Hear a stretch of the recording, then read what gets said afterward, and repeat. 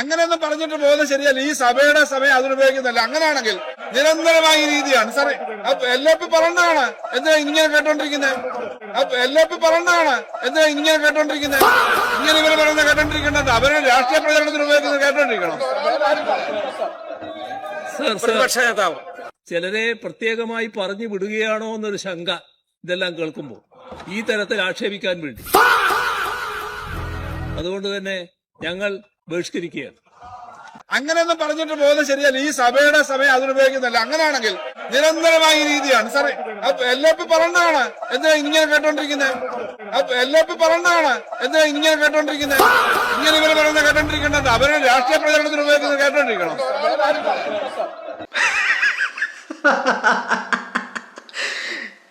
എന്തൊരു കഷ്ട നോക്ക്.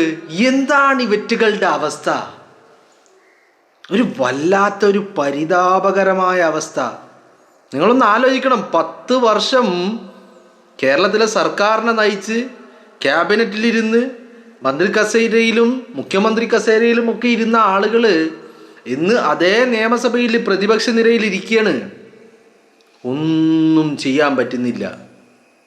ആകപ്പാടെ വയറിളകിയ ഒരവസ്ഥ മാത്രം. പിണറായി വിജയൻ ഇതെങ്ങനെങ്കിലും ഒന്ന് തലേന്ന് ഒഴിവായി കിട്ടിയാൽ മതി എന്നുള്ളൊരവസ്ഥയിലാണ്. മൂപ്പർക്കൊന്നും പറയാനും താല്പര്യമില്ല, മൂപ്പർക്ക് മിണ്ടാതിരിക്കാനും പറ്റുന്നില്ല. കാരണം എന്ത് പറഞ്ഞാലും വാ തുറന്ന അതൊക്കെ തിരിച്ചടിയാകുമെന്ന് പിണറായി വിജയന് നന്നായിട്ട് അറിയാം, അല്ലേ? പിണറായി വിജയന് വാ തുറന്നാൽ അത് തിരിച്ചടിയാകുമെന്നറിയാം. മൂപ്പര് മാക്സിമം മിണ്ടാതിരിക്കുകയാണ്. അപ്പോൾ ബാലഗോപാലൻ അപ്പുറത്ത് കുത്തുകയാണ്. ബാലഗോപാലൻ തെറി വിളിക്കുക, ഇയാളെന്തടോ അണ്ണാക്കിൽ പിരിവെട്ടിയിരിക്കുകയാണോ, ഉള്ള തുറന്ന് പറയണോ, എന്തെങ്കിലും ചിലക്കെ മിണ്ടാതിരിക്കല്ലേ എന്നാണ് ബാലഗോപാലൻ പറയുന്നത്. നിങ്ങളൊന്ന് ആലോചിച്ച് നോക്ക്. വല്ലാത്തൊരു ഘട്ടത്തിലൂടെയാണ് പിണറായി വിജയനും കൂട്ടരും പോയിക്കൊണ്ടിരിക്കുന്നത്. വല്ലാത്തൊരു പരിതാപകരമായിട്ട് ഒന്നിനും കഴിയാത്ത ഭൂലോക തോൽവിയായിട്ടുള്ള ഒരു ഘട്ടത്തിലൂടെ. കാരണം അപ്പുറത്ത് 102 ആൾക്കാരാ. ഇപ്പം മിഞ്ഞാന്ന് സതീശൻ പറഞ്ഞില്ലേ, ഞാൻ ഒറ്റക്കല്ല, ഞങ്ങൾ 102 പേരുണ്ട് ഇവിടെ എന്ന്. വളരെ കൃത്യമായിട്ട് ചില മെസ്സേജ് നൽകുകയാണ്. വേണമെങ്കിൽ വന്നിട്ട് എല്ലാം കേട്ടിട്ട് മിണ്ടാതെ പൊക്കോ എന്നുള്ള ഒരു സമീപനം. അല്ലെങ്കിൽ നിങ്ങളൊന്ന് ആലോചിച്ച് നോക്ക്. വേറെ ഇവിടെ എന്താ ഏറ്റവും വലിയ പ്രശ്നം? എന്താ പിണറായി വിജയനെ സംബന്ധിച്ചിടത്തോളം എന്താ പിണറായി വിജയന് സംസാരിക്കാൻ പറ്റാത്തത്? ബാലഗോപാലൻ ചാവി കൊടുക്കും പോലെ ചാവി കൊടുത്തിട്ട് എഴുന്നേറ്റ് നിന്ന് പറയണം എന്താ മിണ്ടാതിരിക്കുന്നത് എന്ന് ചോദിക്കുക. ആരോടെ ചോദിക്കുന്നത് നിങ്ങളൊന്ന് ആലോചിക്കണം. മന്ത്രിസഭയിലെ മന്ത്രിമാരോടോ മുഖ്യമന്ത്രിയോടോ അല്ലെങ്കിൽ ഈ പറയുന്ന ഭരണപക്ഷത്തുള്ള ആരോടെങ്കിലും അല്ല ചോദിക്കുന്നത്. മറിച്ച് പ്രതിപക്ഷ നേതാവ് എന്ന് പറഞ്ഞാൽ ഇവന്റെ രാജാവിനോടാ ചോദിക്കുന്നത്. എന്തോടോ മിണ്ടാതിരിക്കുന്നേ, തൊള്ള തുറക്കങ്ങോട്ട്, ഇതൊക്കെ കേട്ടിരിക്കാൻ ഉളുപ്പില്ലേ എന്ന് ചോദിക്കുകയാണ് ബാലഗോപാലൻ. വല്ലാത്തൊരു ഗതി. എന്താ പറ്റിയത് വേറൊന്നല്ല, കഴിഞ്ഞ 10 വർഷത്തെ കൊള്ളരുതായ്മ. ആ കൊള്ളരുതായ്മ അവിടെ ഇങ്ങനെ നിൽക്കുക. ഏത് വിഷയം എടുത്തു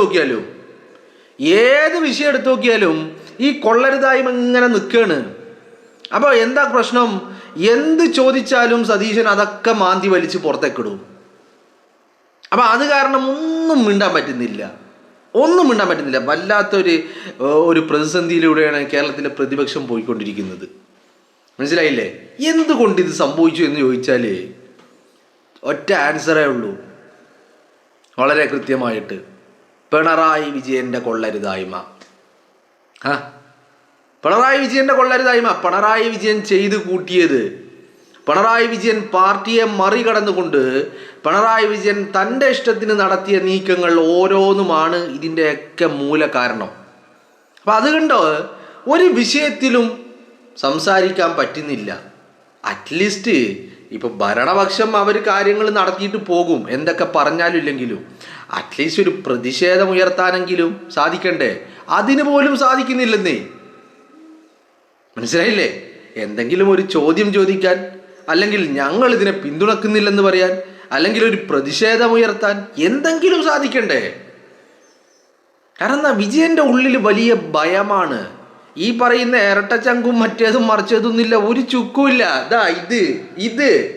ഇതാണ് ഇപ്പൊ പിണറായി വിജയന്റെ അവസ്ഥ. മനസ്സിലായില്ലേ?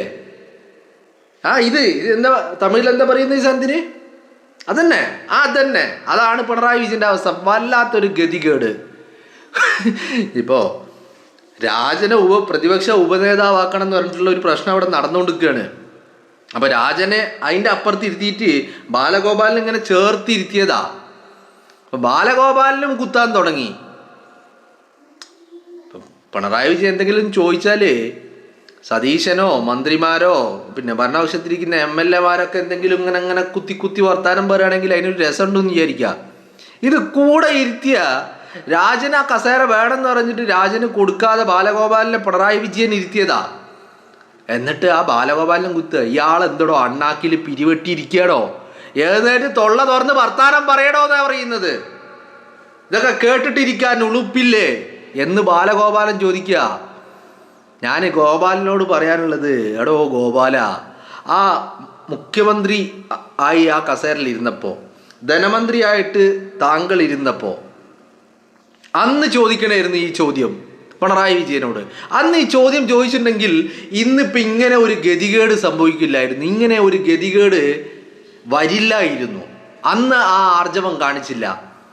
അന്ന് പിണറായി വിജയനോട് സംഭവം മറുത്തൊരു വാക്ക്, ഒരു ചോദ്യം വേണ്ടടോ, മറുത്തൊരു വാക്ക് പറയാൻ ഇവറ്റകൾക്ക് സാധിച്ചില്ല.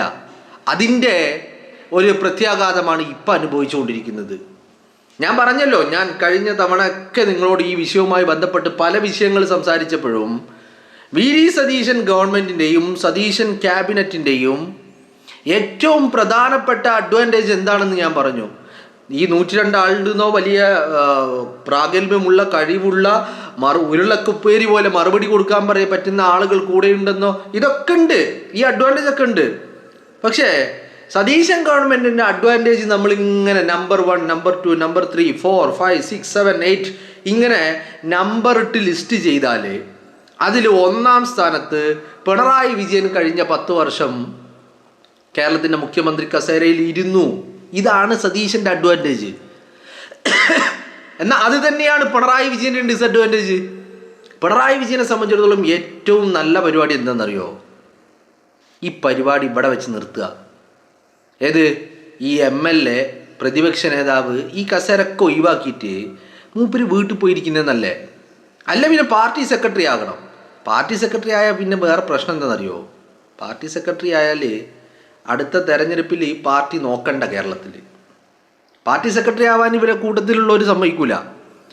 പിണറായി വിജയനെ സംബന്ധിച്ചിടത്തോളം ഇപ്പോൾ ചെറിയ പരിക്കൊക്കെ ഉണ്ടുള്ളൂ, ചെറിയ സ്ക്രാച്ച് ഒക്കെ വന്നിട്ടുള്ളൂ, ചെറിയ പരിക്കുകളെ വന്നിട്ടുള്ളൂ. ഇനിയും ഈ കസേരയിൽ തുടർന്നാൽ നമ്മളെ മറ്റേ ഈ ഏതാണ് ബൈക്കുണ്ടല്ലോ, മിക്ക അപകടങ്ങളിലും ചെന്നപ്പെടുന്ന ഡ്യൂക്ക് യെസ്, ആ ബൈക്കിൻ്റെ KTM, ആ ബൈക്കിൻ യാത്ര ചെയ്യുന്ന ആളുകളുടെ അവസ്ഥയായിരിക്കും ഇപ്പോൾ സാധാരണ ഒരു സ്കൂട്ടിമെന്ന് വീണ പോലെയുള്ളത്. ആ ബൈക്കിൽ യാത്ര ചെയ്ത് അപകടത്തിൽ വീണാലോ എന്താ സംഭവം? ആള് കാലിയാവലാണ് സാധാരണ, അല്ലേ? രക്ഷപ്പെടൽ വളരെ അപൂർവമാണ്. അപ്പം അതുപോലെയാണ് ഇപ്പോൾ പിണറായി വിജയൻ അങ്ങ് മാറിയാൽ ഒരു സ്കൂട്ടിമെന്ന് ഒന്ന് സ്കിഡായ അത്രേ വരുള്ളൂ. അല്ല, ഈ പോക്കന്നെ പോകാനാണ് തീരുമാനമെങ്കിൽ KTM-ന്ന് താഴെ വീണ അവസ്ഥയായിരിക്കും. മനസ്സിലായില്ലേ? പിന്നെ തവിട് പൊടിയായിരിക്കും, എടുക്കാൻ ബാക്കി ഉണ്ടാവില്ല. പിന്നെ ഒരു തുണി, ഒരു തോർത്തുമുണ്ട് വിരിച്ചിട്ട് അതിൽ ഇങ്ങനെ വാരി കൂട്ടേണ്ട അവസ്ഥയായിരിക്കും. മനസ്സിലായില്ലേ? അപ്പോൾ വളരെ കൃത്യമായിട്ട് പറ്റുന്നില്ല പിണറായി വിജയന് എന്നുള്ളതാണ് യാഥാർത്ഥ്യം എന്ന് പറയുന്നത്. പിണറായി വിജയൻ തൊള്ള തുറക്കാതിരിക്കുമ്പോൾ ഇപ്പുറത്തിരിക്കുന്ന ബാലഗോപാലിന് ദേഷ്യം വരിക, അരിശം വരിക. താനെന്തോടോ അണ്ണാക്കിൽ പിരിവെട്ടിയ പോലെ ഇരിക്കുന്നേ? തൊള്ള തുറന്ന് സംസാരിക്കടോ. അതല്ലേ ഇപ്പോൾ ബാലഗോപാലൻ പറഞ്ഞത്, അല്ലേ? നിങ്ങളൊന്ന് ആലോചിച്ച് നോക്ക്. ഇങ്ങനെ ഒരു ഗതികേട് കേരളത്തിൻ്റെ ചരിത്രത്തിൽ ഒരു പ്രതിപക്ഷത്തിനും ഉണ്ടായിട്ടില്ല എന്നുള്ളതാണ്. ഇപ്പം നിങ്ങളൊന്ന് ആലോചിച്ച് നോക്ക്. കഴിഞ്ഞ തവണ പിണറായി വിജയൻ്റെ ഈ പറയുന്ന എന്താ പറയേണ്ടത് അംഗബലം എന്ന് പറഞ്ഞ് 99 ആയിരുന്നു. പിന്നെ ഇടയിൽ വെച്ചിട്ട് PV അൻവർ എന്താക്കുന്നു, രാജിവെക്കുന്നു. അവിടെ നിലമ്പൂർ ഉപതെരഞ്ഞെടുപ്പ് വരുന്നു. അതൊക്കെ ലാസ്റ്റ് സമയത്താണ്. അതുവരെ 99 ഉണ്ടായിരുന്നു. എന്നാലും അങ്ങനെ ആര്യാടൻ ഷൗക്കത്ത് വിജയിച്ച് കയറിയപ്പോഴും 98 ഉണ്ടായിരുന്നു. അപ്പോഴും ഇപ്പം ഈ മാർജിൻ എന്ന് പറയുന്ന വലിയ വ്യത്യാസമൊന്നുമില്ല. അന്ന് 98 ആണെങ്കിൽ ഇന്ന് 102 ആണ്. പക്ഷെ പിണറായി വിജയനെ സംബന്ധിച്ചിടത്തോളം അന്ന് പ്രതിപക്ഷം ഇതിനേക്കാളും വലിയ സ്ട്രോങ് ആയിരുന്നു. പിണറായി വിജയനെ ഇമ്മ വരപ്പിക്കായിരുന്നു സതീശൻ. അതിന് സതീശൻ്റെ കയ്യിൽ മരുന്നുണ്ടായിരുന്നു. ഇന്ന് പിണറായി വിജയന് വല്ലാത്തൊരു ഗതികേടിലാണ്. ഞാൻ പറഞ്ഞല്ലേ, സതീശന് മർമ്മം നോക്കി പെരുമാറുകയാണ് നിയമസഭയിൽ. ഞാൻ സമ്മതിച്ചിരിക്കുന്നു. കേരളത്തിൻ്റെ മുഖ്യമന്ത്രി സതീശനെ വലിയ ആദരവും വലിയ ബഹുമാനവും വലിയ സ്നേഹവും നമുക്കുണ്ട് അല്ലേ. അദ്ദേഹത്തെ നമ്മൾ ഇതൊക്കെ നമുക്കൊരു ആരാധനയും ഒരു സ്നേഹമൊക്കെ അദ്ദേഹത്തോട് തോന്നുന്നുണ്ടെങ്കിൽ അദ്ദേഹത്തിൻ്റെ ഒരു കപ്പാസിറ്റി അതുണ്ടല്ലോ. എന്ത് കാര്യങ്ങൾക്കും ഉരുളക്കുപ്പേരി പോലെ മറുപടി പറയും. ഇന്നിപ്പോൾ രാവിലെ തുടങ്ങിയിട്ട് ഈ നിമിഷം വരെ നിർത്തിയിട്ടില്ല. നിർത്തി അങ്ങ് അപമാനിക്കാണ്.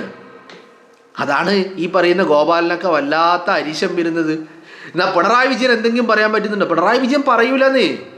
പിണറായി വിജയൻ അണ്ണാക്കിൽ പിരിവെട്ടിയ പോലെ ഇരിക്കുകയുള്ളൂ. കാരണം പിണറായി വിജയന് നല്ല ബോധ്യമുണ്ട്. ബാലഗോപാലനും ബാക്കിയുള്ള രാജനും ഒന്നും പറയും പോലല്ല. താൻ എന്തെങ്കിലും എഴുന്നേറ്റ് നിന്ന് പറഞ്ഞാൽ അത് ഈ പറയുന്ന വേലിയിലിരിക്കുന്ന പാമ്പിനെടുത്ത് തോളത്ത് വെച്ച പോലെ ആകുമെന്നുള്ളത് പിണറായി വിജയൻ അറിയാം. അതാ പിണറായി വിജയൻ മിണ്ടാതിരിക്കുന്നത്. എന്നാൽ മിണ്ടാതിരുന്ന ഈ പറം ബാലഗോപാലൻ സമ്മതിക്കുന്നുണ്ടോ? ബാലഗോപാലൻ അതിനേക്കാളും സതീശനെക്കാളും വലിയ അപമാനിക്കലാണ് ബാലഗോപാലൻ നടത്തിക്കൊണ്ടിരിക്കുന്നത്. വല്ലാത്തൊരു ഗതികേടിലാണ് പിണറായി വിജയൻ ഉള്ളത് എന്നുള്ളതാണ് നമുക്ക് മനസ്സിലാക്കാൻ സാധിക്കുന്നത്.